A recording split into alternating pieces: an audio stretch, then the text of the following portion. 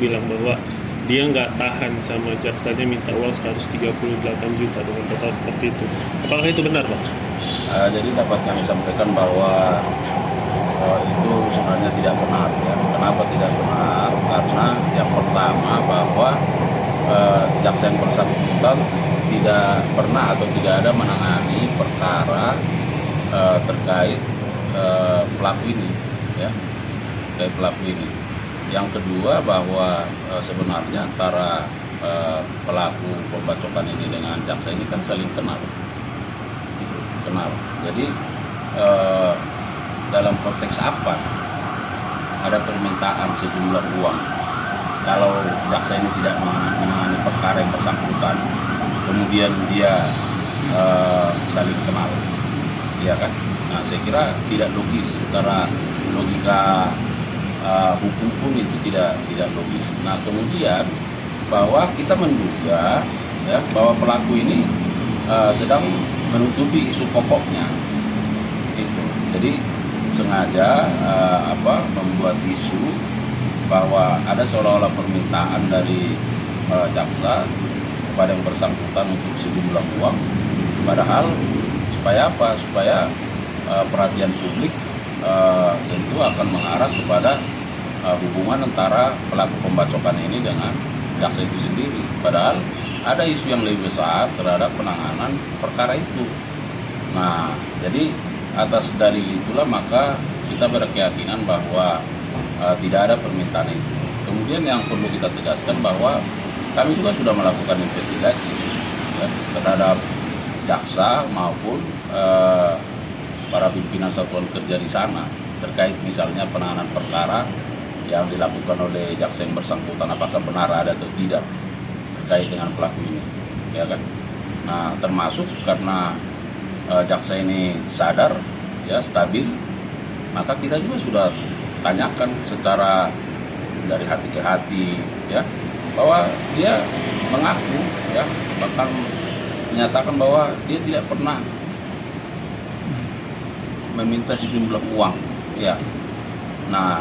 Nah ini sekarang yang perlu juga kita dalami, kenapa pelaku ini sampai menyatakan hal seperti itu, ya kan? Nah ini saya kira yang perlu nanti didalami. Kemudian bahwa dari beberapa waktu yang lalu juga aparat di Kejaksaan Tinggi sudah juga melakukan penelusuran, investigasi, ya, terkait dengan isu-isu ini. Nah, diharapkan jangan menjadi isu liar, ya kan? Menjadi isu liar karena sekali lagi amat sangat kita sesalkan pernyataan dari pelaku yang menyatakan karena ada permintaan sejumlah uang lalu dia melakukan tindakan itu, padahal dalam konteks apa? Tentu kalau ada permintaan itu kan karena ada hubungan sesuatu, katakanlah karena jaksa menangani perkaranya, ini kan tidak. Jadi itu tidak logis dan tidak berdasar. Pak, sebenarnya yang jaksa yang jadi korban itu sedang menangani perkara apa sih? Kok saya bisa sampai jadi korban pembacokan? Lalu jaksa mana yang menangani kasus pelaku ini yang melakukan dalam pembacokan ini lagi menangani berperkara apa di situ dari Serdang? Jadi begini, beberapa waktu yang lalu jaksa yang menjadi korban ini dia menangani perkara kepemilikan senjata api. Ya, jadi jaksa menuntut 8 tahun, putusan di pengadilan negeri bebas, dan jaksa mengajukan kasasi. Di kasasi putusannya 1 tahun. Nah inilah sedang berproses terhadap upaya pelaksanaan eksekusi, ya, tapi kan sampai sekarang belum bisa dilaksanakan. Ya, kenapa? Karena yang bersangkutan tidak mengindahkan panggilan dan tidak diketahui keberadaannya, makanya masuk dalam daftar pencarian orang. Ya, nah sementara perkara yang terkait dengan pelaku itu sebenarnya pun sudah perkara beberapa waktu yang lalu, ya, dan tidak ada kaitan dengan jaksa ini. Nah, bahwa jaksa dimaksud berkomunikasi dengan pelaku ini lebih kepada bagaimana menemukan informasi supaya terhadap orang yang dinyatakan DPO ini secara sadar bisa memenuhi panggilan hukum untuk melaksanakan putusan pengadilan itu. Nah, tapi kan tadi saya sampaikan bahwa antara jaksa dengan pelaku ini kan kenal, maka dihubungi dan jaksa mengetahui ada hubungan antara pelaku ini dengan yang menyatakan DPO. Nah, artinya kan kalau putusan ini dieksekusi, apalagi sekarang lagi trennya terkait dengan penyelesaian perkara-perkara yang berkaitan dengan katakanlah premanisme dan sebagainya, maka memang kita sedang melakukan upaya-upaya penyelesaian itu. Nah, mungkin di akhir ini lebih intens, ya. Makanya kita juga sedang dalami apakah ada hubungan-hubungan komunikasi dan seterusnya antara pelaku yang DPO dengan pelaku pembacokan ini, ya. Sehingga pada saat itu ketika korban jaksa ini ke ladangnya, ya, ada indikasi dia sudah diikuti, ya kan? Padahal dia kan kenal. Ya. Pak, udah ada 2 kejadian perlindungan khusus kepada 2 jaksa ini yang di Deli Serdang dan di Depok. Pimpinan sudah menegaskan, ya, baik yang di Sumatera Utara, di Serdang maupun yang di Depok, ya, memberikan perlindungan terhadap mereka, ya, termasuk keluarganya.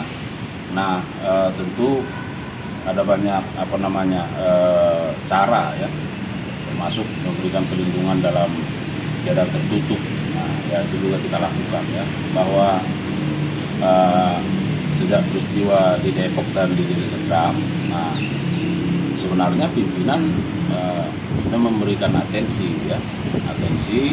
termasuk antisipasi dengan upaya-upaya bagaimana menghadirkan teman-teman di TNI melakukan perlindungan itu, keamanan, ya.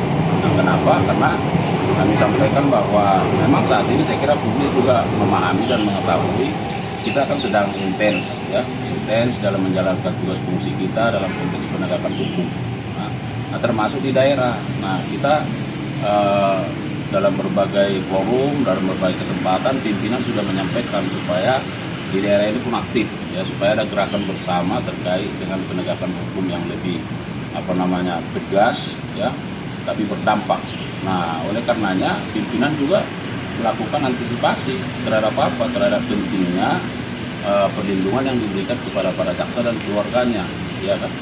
Nah, jadi ini bentuk antisipasi. Nah, sementara ini sedang diupayakan, ternyata benar, kan ada 2 peristiwa, ya, yang sekarang kita lihat.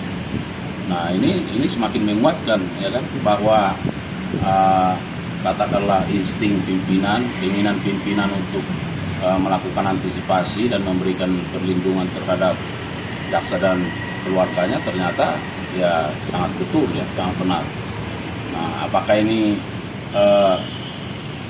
satu lintasan yang ketepatan, ya, bagi kita bukan di situ, ya, tetapi prinsipnya bahwa kita akan terus memberikan perlindungan melalui antisipasi.